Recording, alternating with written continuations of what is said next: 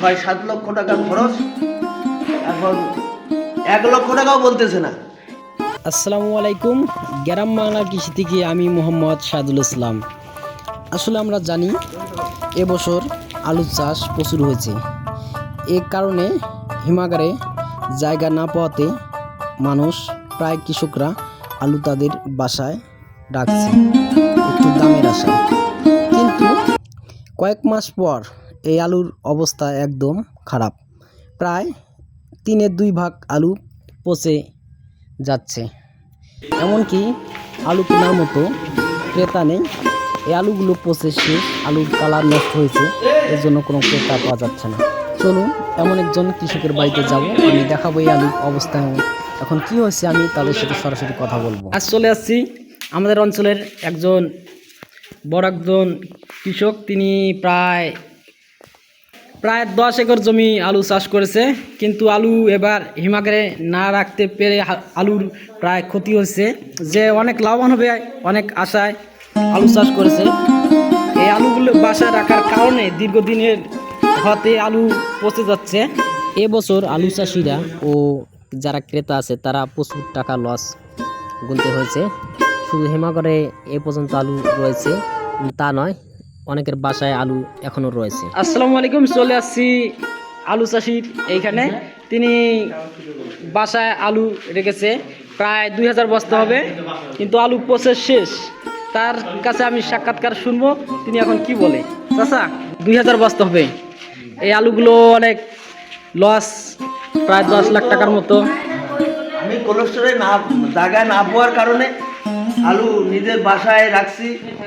এখন 2-4 টাকা মানে 10-20 টাকার আশায় এখন দেখতেছি যে বাসায় আলু পচন শুরু হয়ে গেছে এবং প্রায় প্রসেস শেষ। তো প্রায় 2000 বস্তা এখানে হবে আলু। তো আপনার প্রায় বিঘাপতি 50 থেকে 60,000 টাকা খরচ, এখন বিঘাপতি প্রায় মানে 4-5 হাজার টাকা বিক্রি হচ্ছে নাকি? প্রায় 10 লক্ষ টাকার মতন আমার আলু বেচা হইতো, কিন্তু সেখানে 6-7 লক্ষ টাকা খরচ, এখন 1 লক্ষ টাকাও বলতেছে না। এখন আলু কয় টাকা কেজি বলে? 3 কেজি বলে, 3 টাকা 4 টাকা কেজি আলু। এই ক্রেতাও নেই, এই আলুটা যে কিনবে ক্রেতাও নেই, তাই না? এই অবস্থা হয়েছে। এখন খুব বিপদের মধ্যে আছি। এখন সরকারের কাছে আবেদন এবং জনগণ, ক্রেতা এবং তারা যদি সহযোগিতা করতে পারে, আলুটা করে একটু আস্তে আস্তে মালটা টানে, তাহলে আমার কিছু উপকার হতো। কিন্তু আমি তো মাটির মধ্যে আপনি তো অনেক টাকা লোন করে আলুটা চাষ করেছেন অনেক লাভের আশায়, কিন্তু সেটা হচ্ছে না। এবার 6 লক্ষ টাকা ঋণ করি আলু 1 লাখ টাকা বিক্রি হচ্ছে, তবু নিতে যাচ্ছে না। এখন কি করি, বিভিন্ন পেরেশানির মধ্যে মনে হয় যে নিজে নিজে আত্মহত্যা এবং মরার চিন্তাধারা। কিছু কিছু করে হয়তো 10টা-20টা বস্তা এরকম বিক্রি করছেন, কিন্তু এরকম করে তো হবে না আলুটা বিক্রি করতে। এইভাবে তো আসতেছে না, না বেচলে তো পারতেছি না, কারণ আলু তো পচে যাইতেছে। আলু তো একটা পচনশীল, বেশি দিন থাকবেও না। হিমাগারে জায়গা না থাকার কারণে আলু রাখতে পারে না। এই চাচা অনেক ক্ষতিগ্রস্ত হয়েছে। ভাই, এই আলু কত করে কিনছেন আজকে? এই আলু আমি পুরা 3 ঘরের আলু আমি হাওয়াই কিনে নিয়েছি। এই 1 টাকার আলু আপনি মাত্র মনে হয় 1.5 লাখ টাকার মতো কিনছেন। জি না ভাই, আমি 2 লাখ টাকা দিয়ে কিনেছি হাওয়াই। এই আলু আপনার কি মনে হয় লস হবে না লাভ হবে? আলু তো অনেক পচে একদম শেষ কালার। এটা আল্লাহ তাআলাই ভালো জানে ভাই। বুঝছি আমি আমার। কাকা, আপনি তো এই আলু মনে হয় কিছু কিনছেন শুনলাম, তাই এটা আপনি আজকে কত করে কিনলেন আলুটা? 3-4 টাকা কেজি কিনছি, কিন্তু আলুটা একটু পচা।